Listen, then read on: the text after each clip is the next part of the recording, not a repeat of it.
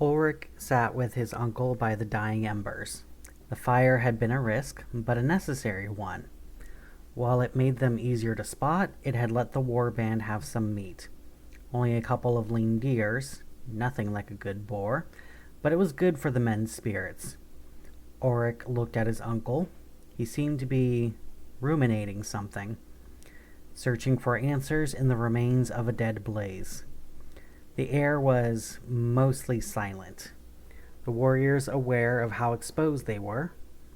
These woods, with their thin trees, with too much space between them, were a far cry from the real forest Auric was used to. Auric had to admit that sitting by the embers did calm him down, somewhat. Fire was the same everywhere, and so the pit, with its lingering scent of meat, felt a bit like a small piece of home. The southern air was warm enough by itself, of course, but it was the memory that mattered. The embers weren't there to warm the body, but the soul. Finally, his uncle spoke. "We'll send a scouting party ahead to check near the roads. We need to make sure the Romans haven't spotted the warband to the east." It was wise. That warband was not only large, but had warriors of two tribes working together. Loud arguments were very likely to happen. If one of the groups were going to be discovered by the enemy, it would be the one to the east. "I want you to lead the scouts," said his uncle.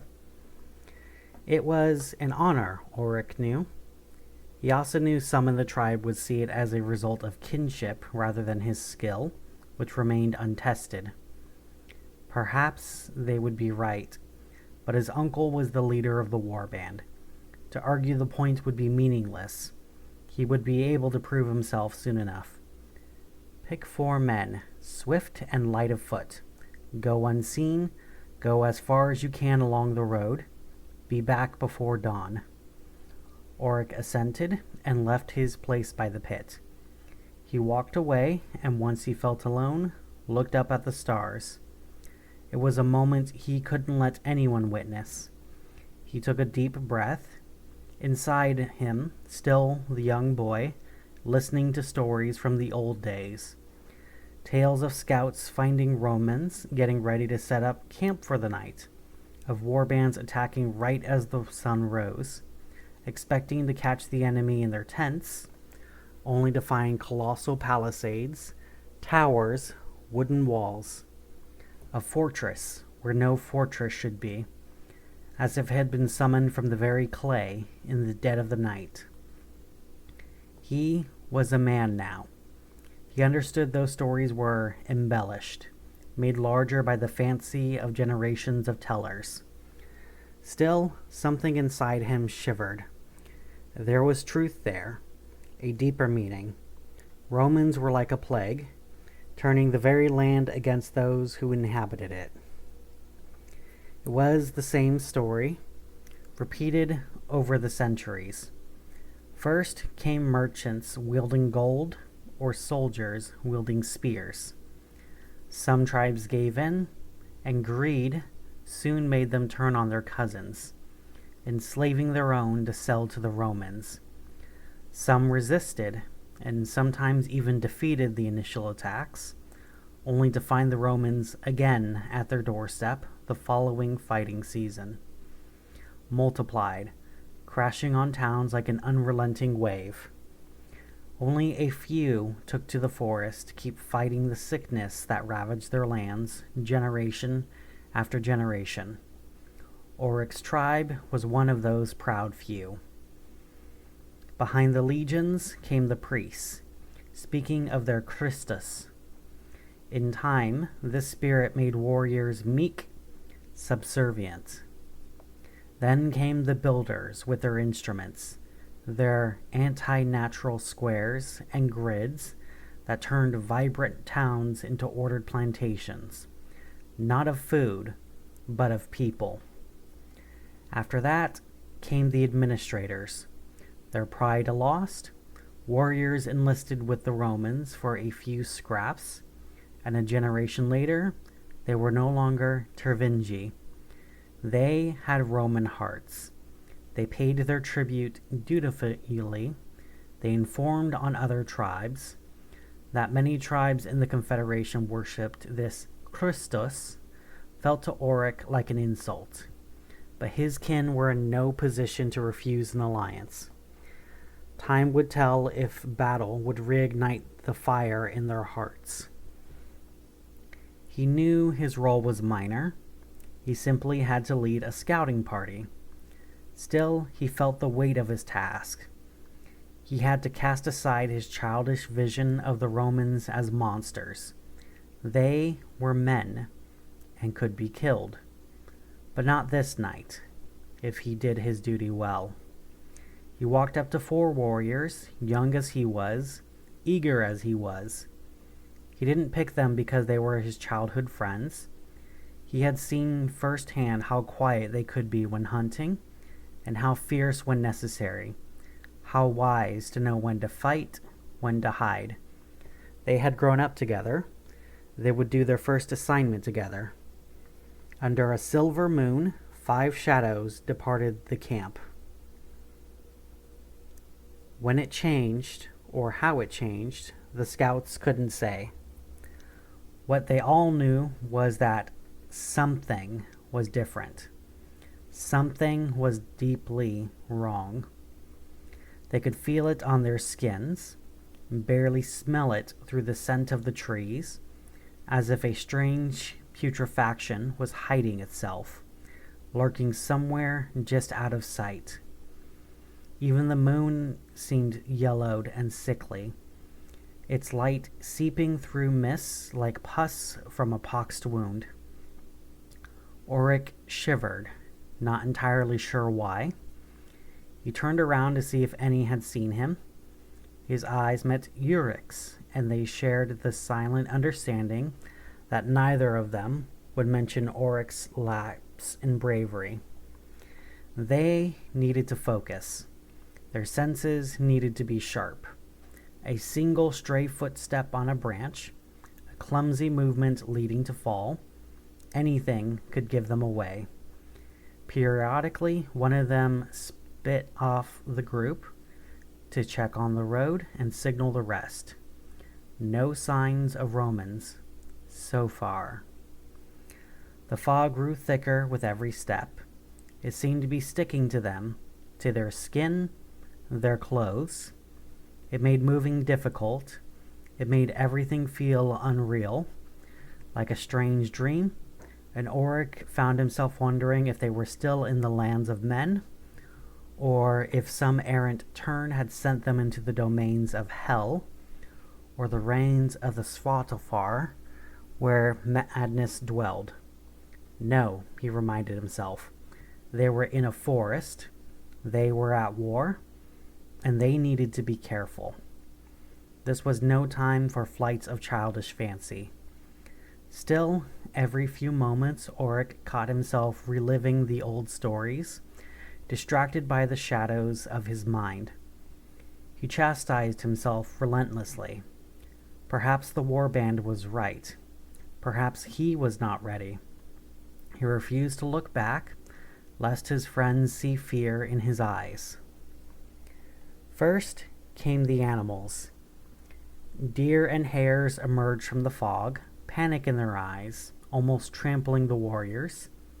Owls flew by their heads, not bothering to keep their usual silent ways. None of the beasts would normally get that close to a group of men. The strange fog had dulled their senses. Auric figured, or worse, they were escaping from something more terrifying than the possibility of being hunted. Only during fires had he seen animals behave in such a strange manner, but there was no reddish light in the distance, no scent of smoke, just the increasing stench of rotting flesh. He signaled his companions to move carefully and pressed on, fighting to hide his rising anxiety, the frantic beating of his heart. Then came the sounds. Muffled at first, distant, dull, Then with every step, a familiar melody took shape in the air. The screams of battle, metal against metal, wails of pain. Auric looked over his friends. They had to rush. The Romans had clearly found one of their groups. A scouting party from another warband, perhaps. Auric's chest swelled with anticipation. His first real fight. The smart thing would be to observe and report back, but the idea of saving other Tervingi, of his name starting to resonate among the tribes, was too intoxicating. Slim trees turned into a blur as the group made its way through the fog. The sounds grew more vivid, getting closer and closer, until Auric signaled his friends to halt. They were at the tree line, right on the edge of a clearing. They needed to assess the situation. Bravery was one thing. Stupidity was something else entirely. Auric focused his sight, fighting to make out the shapes in the mist. The stench was overwhelming. Bit by bit, as he understood what he was seeing, Auric felt a terrible cold coating his skin. His breathing became rapid and shallow. His eyes opened wide as a deep, primal part of his soul screamed at him to run. Run now.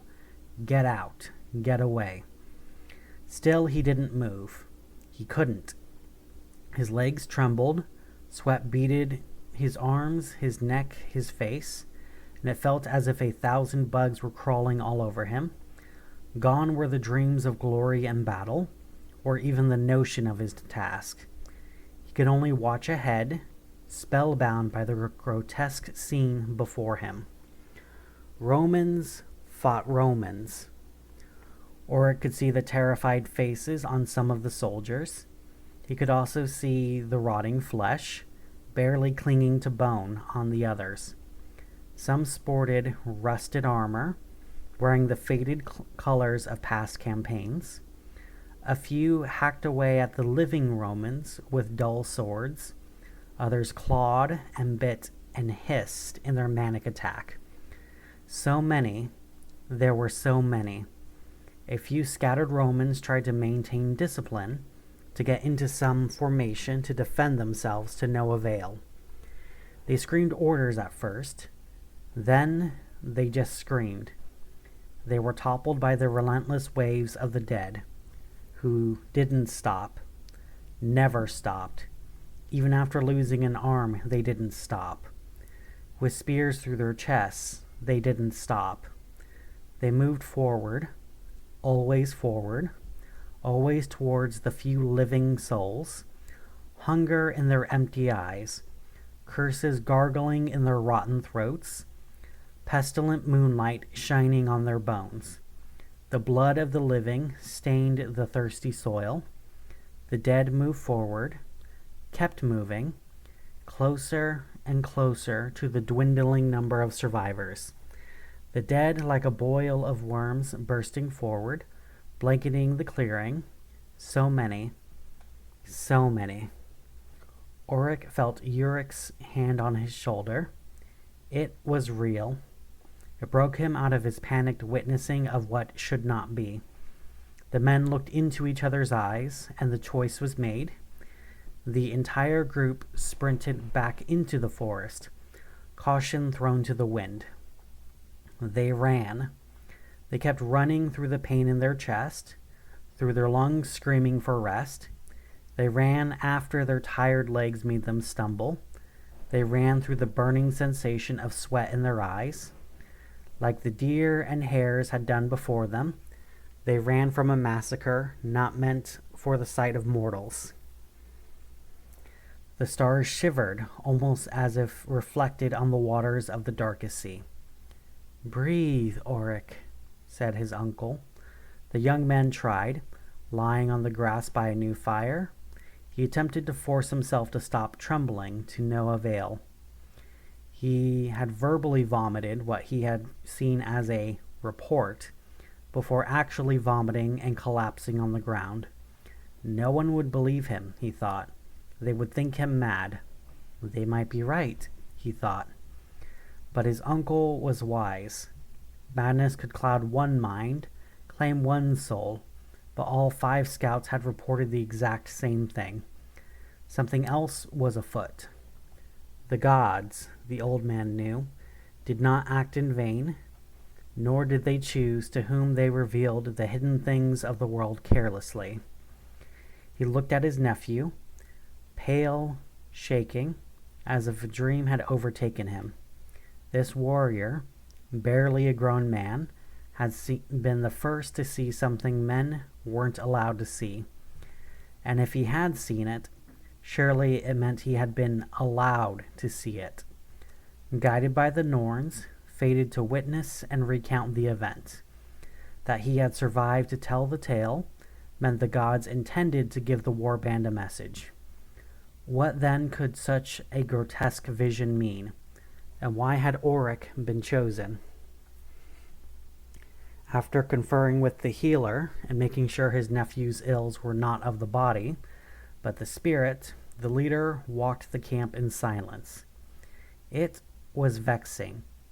He had received a message from the divine, and he had no idea what it meant, what he should do. Well, it was not his place to question the gods. He paused by the place where the other scouts rested. They weren't faring much better than Auric.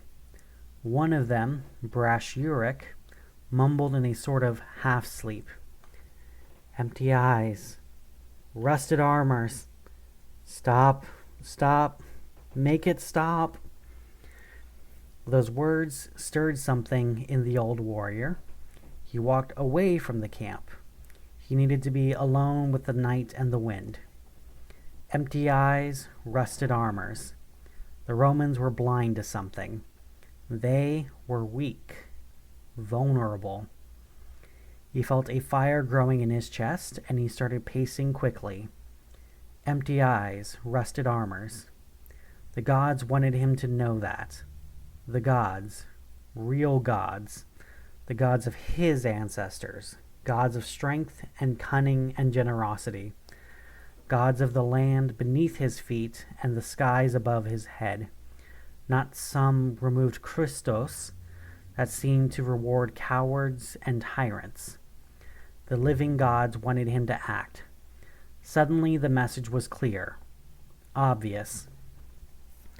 Auric tried not to close his eyes, lest the visions return. He felt infected by what he had seen, as if something inside him had broken in half.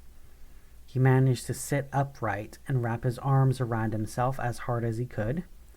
Suddenly, a warm hand touched his shoulder. It was comforting. His uncle's presence made Auric feel somewhat safer.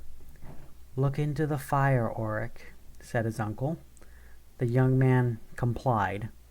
It was relaxing. "I know your spirit is shaking.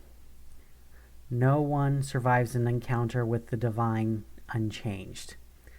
But you survived. Take comfort in knowing that. The gods have a purpose for you." Auric took a deep breath. If this was purpose, it felt like a curse. His uncle paused, weighing his words carefully. "We'll advance on Rome. Just us. Just our tribe. The rest can follow us, if they will it and dare it. The gods spoke to us. They demand our action. They showed you, Auric, the truth. The Romans are like a rotten tree ready to fall.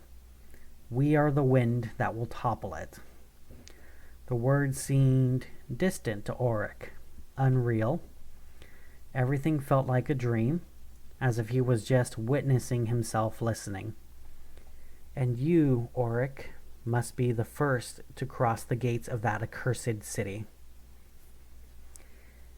It was sheer madness. The sun was beating down the warband mercilessly, full of spite, seeking to burn everything that was wrong in the land.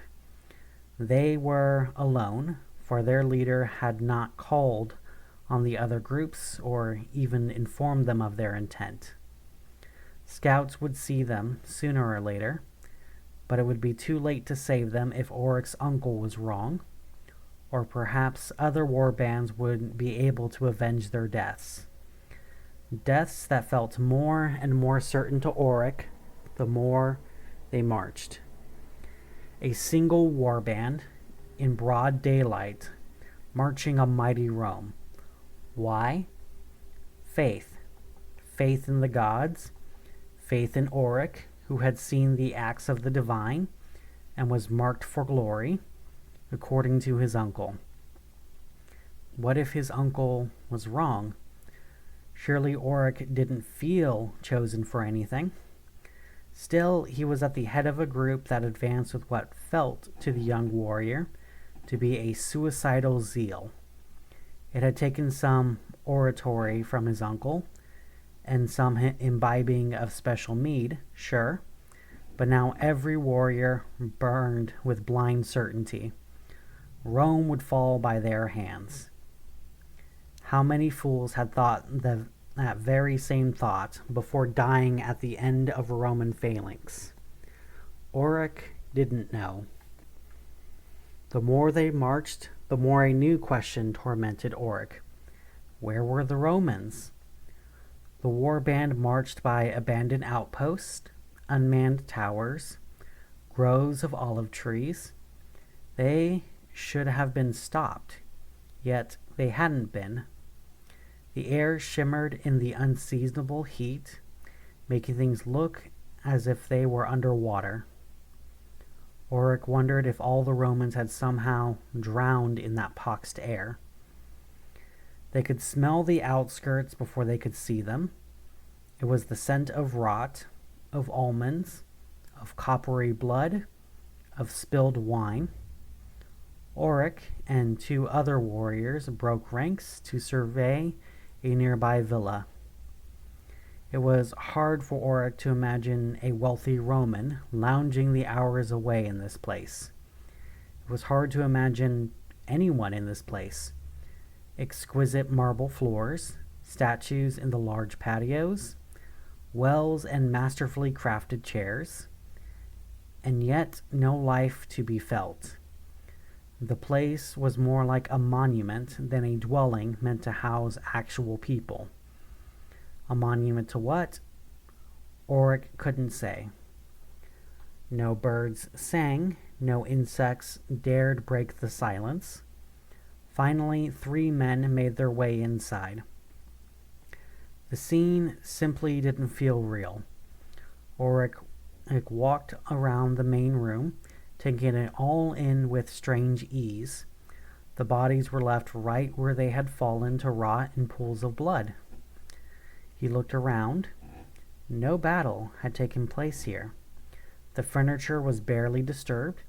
The frescoes on the walls only sported a few bloodstains, and everything of value remained undisturbed. No fighting, no looting, and the bodies were not those of warriors. They were women and young men, some sporting stab wounds, most with the kinds of injuries one saw on the corpse of some unfortunate soul that had been attacked by wolves. Torn throats, clawed-off faces. It was as if Auric had stepped into a nightmare, his mind refusing to engage with the carnage on an emotional level. He walked further in. He saw the corpses of what he assumed to be servants, mixed with the bodies of their masters. He saw a baby, its head missing, dead in its crib. Finally, he made his way to the back patio. The tiled floor was wrecked. It was strange. Auric fought the urge to vomit and examined it. The soil beneath the tiles was disturbed, and the stench stronger here than anywhere else. He hated that he understood exactly what had happened. He wished for ignorance, but what had been seen could not be unseen. The wisdom gained as much a curse as it was a blessing. The Romans had built the villa over the resting place of some of their ancestors. Now, what they had buried had come to claim its revenge for their sacrilege.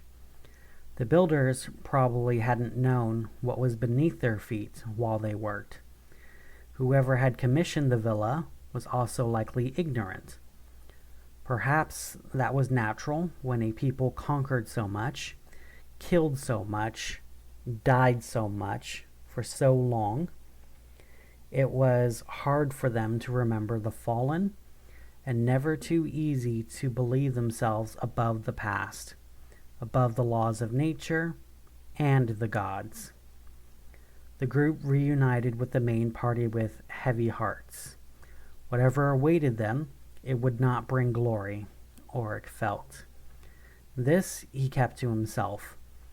He had a war band to lead, and the city was near. Every step they took towards the city gates led them deeper and deeper into the miasma. Some men tried not to gag and failed. It was the scent of rot and decay and sickness. Auric tried to breathe as little as possible, feeling that somehow the putrid air would consume him from inside his body. He walked with purpose. Horror awaited, and perhaps death. He was resigned to find either or both. The warband had decreed him to be chosen. There was no use fighting against it, against the Norns. The sounds of battle and carnage grew nearer and nearer. His fate approached. The watchtowers by the gates were empty.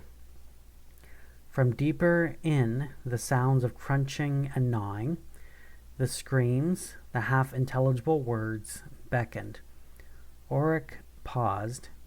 Just a few more steps, and he would be in Rome, the eternal city, the nest where all his monsters from his childhood nightmares dwelled. He felt his uncle's hand on his back. "It has to be you," said his uncle. "You must walk in first." Auric knew his uncle was right, if only because the warband expected him to cross that threshold before the rest did. It was strange. It would be just a couple of steps, nothing more. No different than walking into any village, any town. And yet it would be crossing a line in his mind. He seemed to remember something similar long before, about some sacred river legions weren't supposed to cross. Well, if the Romans could break their own rules, he could break his own fears. With Auric at the lead, the warband marched into the city. Screams of men and women mixed with the crashing of objects, with the clanging of swords, with insanity coming at them from all directions. They walked down a street only to see marble buildings cracked. Some collapsed. The clay under them removed.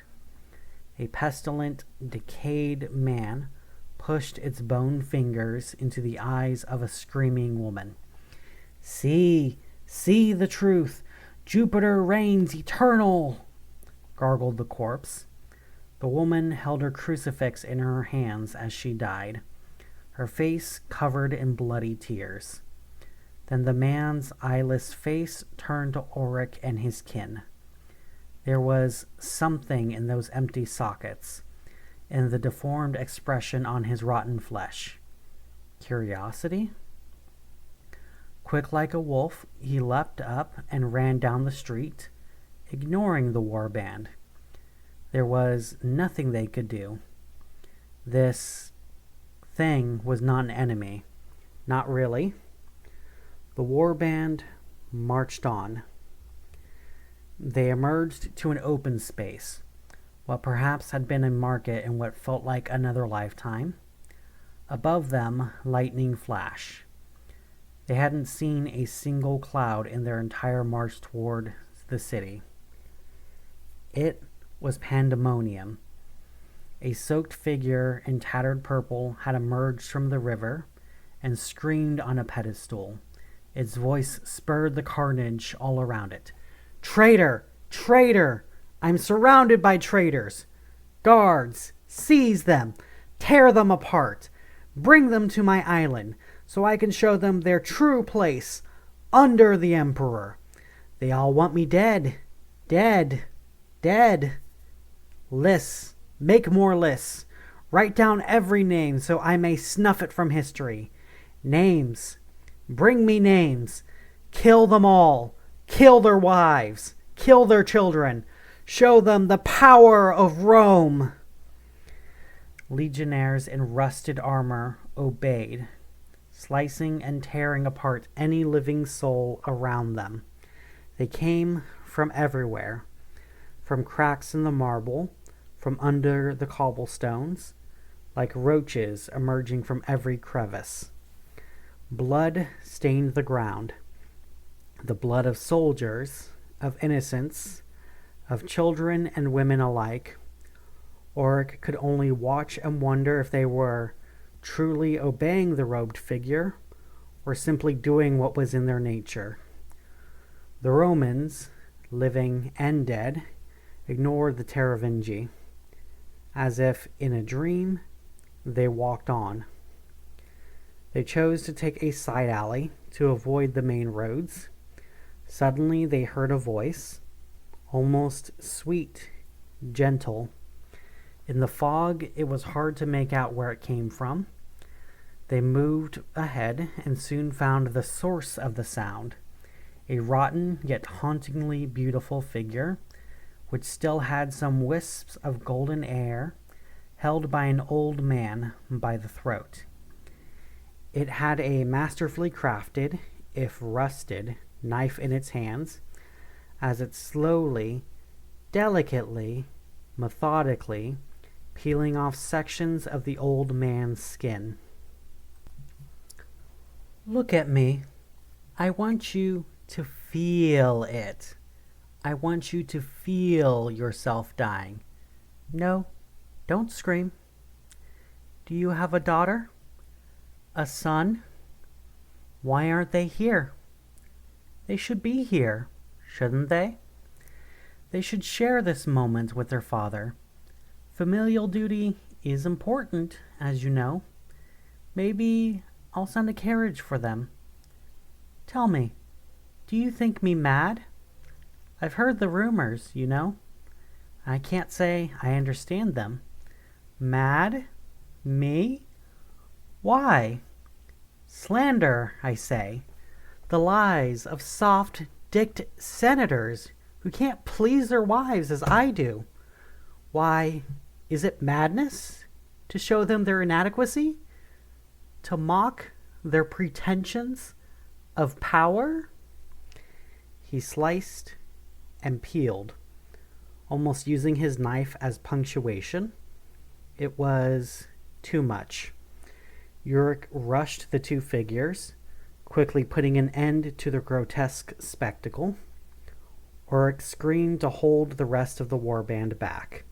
The last thing he needed was for his men to scatter in a cursed city. He managed it, barely, small perk of being divinely touched. Instead, the warriors moved on. They came to a small plaza where a single figure, small and shriveled, sobbed.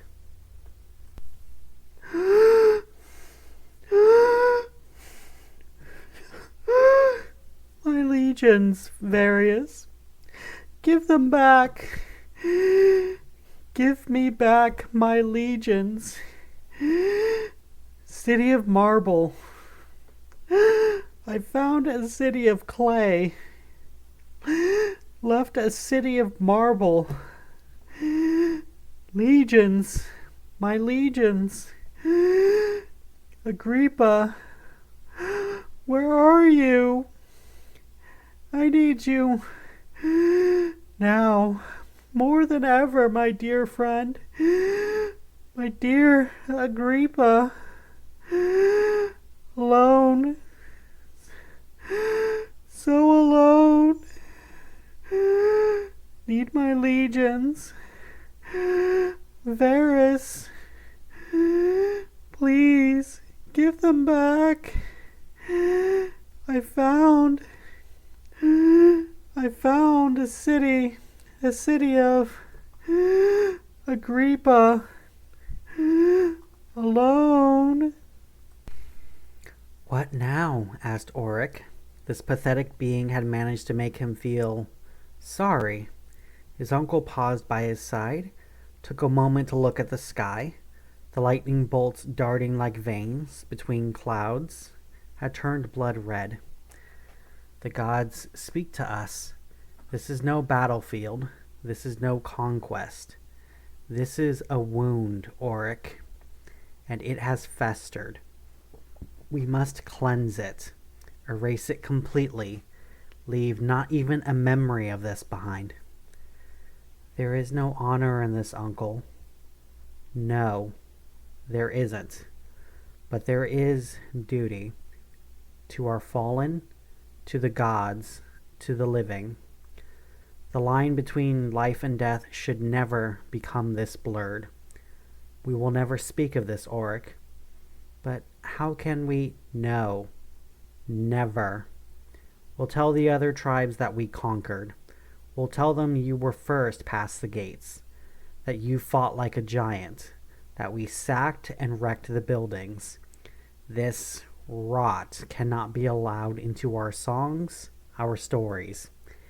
It cannot poison the minds of our people. No one must be left to tell the tale.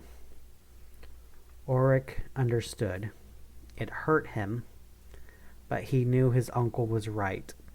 He unsheathed his sword and walked to the diminutive, crying figure. It looked at him with blind eyes. Agrippa, is that you? It asked. Auric took a deep breath. Yes, my friend, he lied. The figure smiled a toothless, relieved smile. Thank you. Thank you. A moment later, its head struck the floor of the plaza. For 3 days and 3 nights, the Tervingi did their grim work. All of them would carry every moment, every scene as a scar in their soul for the rest of their lives. A half-rotten young man biting and clawing against other corpses. He only repeated that familiar word, Christos. A body, covered in stab wounds, laughed maniacally as he ordered combat formations for troops that were not there. Tradesmen shouted about their wares, displaying flayed skin and chunks of body as proudly as if they were the finest dresses, the tastiest of meats. Corpses hurled rocks at other corpses in a grim parody of civil war. With the living gone, the dead were now free to settle old scores. The war band made short work of them. These dead Romans only cared about other Romans. Rome only cared about her own, as always. But there were so many resentments, so many aggrieved, so many fools, so many madmen, so many. And above, red lightning cracked more and more. The Tervingi set fires to burn the bodies, took gold they had no desire for, wrecked monuments to people they had never heard of. It needed to look like a sacking, like the most brutal of conquests, Auric had told them. They left as many fresh corpses lying around as they could, those that looked as if they died by a sword or an axe. Those with bite wounds ended up in the fire among the older dead. There was no honor. There wasn't even the joy of battle. There was only duty. Auric stood guard by the road. The other tribes were arriving, marveling at how a single warband had managed to topple an empire, gawking at him, the hero that led the warriors into noble combat. It was smart, they agreed. to cut off all transit, all communication. If a single messenger had survived and could manage to slip through, the legions scattered all over the empire would descend on them. Yes, it was smart indeed. This Auric was proving to be not just brave, but cunning. The young warrior looked into the horizon. He would have to play the part of the hero soon enough, he knew. He would have to be boastful and relish the songs that would be written about his actions. He would have to toast and sing and be praised. That would be a mask, he knew, that he could never let slip. Let the men to come believe what they willed, as long as they never learned the truth.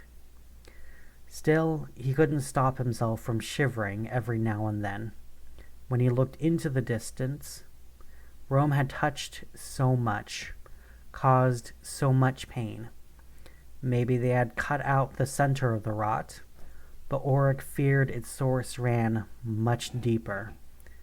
Had they been the first to see such horror? Or has this been happening over and over, under different skies, with different gods and names, in different forms? Would it happen again? He hated that he knew the answer in his heart. Auric took a deep breath, adjusted his belt, and put on a fake smile. Time to become a legend.